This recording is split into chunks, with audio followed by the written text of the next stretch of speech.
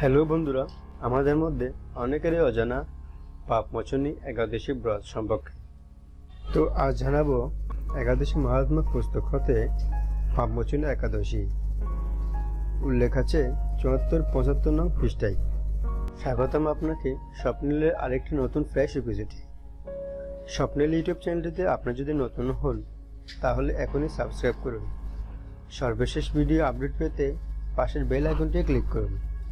যুধিষ্ঠির ভগবান শ্রীকৃষ্ণকে বললেন, হে জনার্দন, চৈত্র মাসের কৃষ্ণপক্ষের একাদশীর নাম ও মাহাত্ম্য কৃপা করে আমাকে বলুন। ভগবান শ্রীকৃষ্ণ বললেন, হে ধর্মরাজ যুধিষ্ঠির, আপনি ধর্ম বিষয়ে প্রশ্ন করেছেন। এই একাদশী সকল সুখের আধার, সিদ্ধি প্রদানকারী ও পরম মঙ্গলময়, সমস্ত পাপ থেকে নিস্তার বা মোচন করে বলে এই পবিত্র একাদশী তিথি পাপমোচনী নামে প্রসিদ্ধ। রাজা মান্ধাতা একবার লোমশ মুনিকে এই একাদশীর কথা জিজ্ঞাসা করেছিলেন।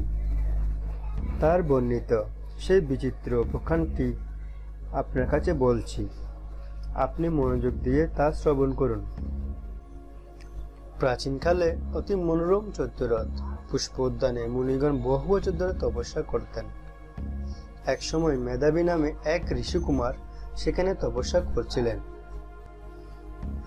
মঞ্জুগুষা নামে এক সুন্দরী অপ্সরা তাকে বশীভূত করতে চাইল, কিন্তু ঋষির অভিশাপের বয়ে সে আশ্রমের 2 মাইল দূরে অবস্থান করতে লাগল। বীণা বাজিয়ে মধুর সুরে সে গান করত। একদিন মঞ্জুগুষা মেধাবীকে দেখে কামবানে পীড়িত হয়ে পড়ে। এদিকে ঋষি মেধাবী ও অপ্সরার অনুপম সৌন্দর্য দেখে মুগ্ধ হন। তখন সেই অপ্সরা মুনিকে নানান হাব ভাব ও কটাক্ষ দ্বারা বশীভূত করে। ক্রমে কামপরবশ মুনি সাধন ভজন বিসর্জন দিয়ে তার আরাধ্য দেবকে বিস্মিত হন। এভাবে অপ্সরার সাথে কামক্রীড়ায় মুনির বহু বছর অতিক্রান্ত হল।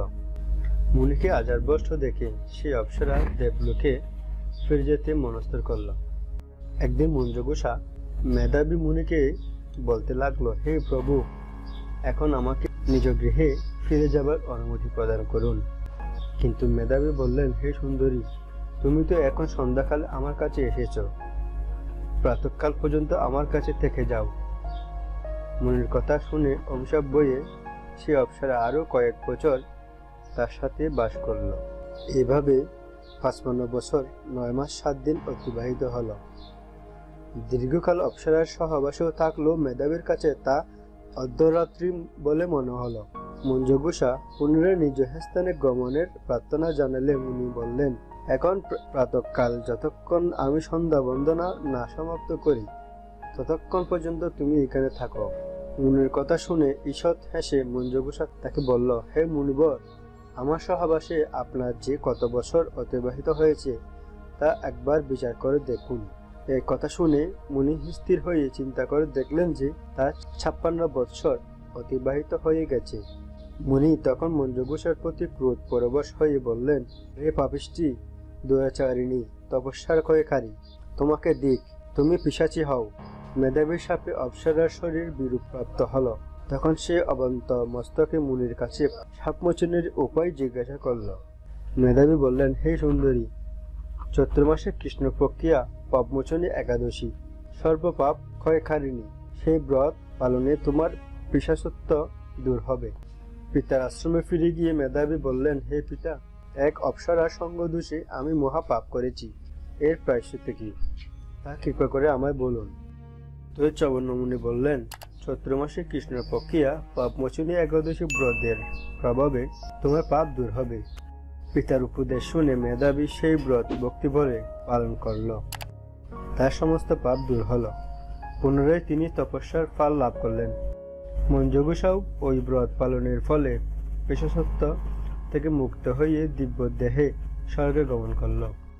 ভগবান শ্রীকৃষ্ণ আরো বললেন, হে মহারাজ, যারা এই পাপমোচনী একাদশী পালন করেন তাদের পূর্বকৃত সমস্ত পাপই ক্ষয় হয়। এই ব্রতকথা পাঠ ও শ্রবণে সহস্র গোদানের ফল লাভ হয়। তো ভিউয়ার্স, এই ছিল আজকের ভিডিওটি কেমন হয়েছে কমেন্ট করে জানাতে ভুলবেন না। ভিডিওটি ভালো লাগলে অবশ্যই লাইক দিন এবং আপনার বন্ধুদের জানার জন্য শেয়ার করুন। দেখা হবে পরবর্তী নতুন ভিডিওতে। সাথে থাকার জন্য ধন্যবাদ। রাধে রাধে।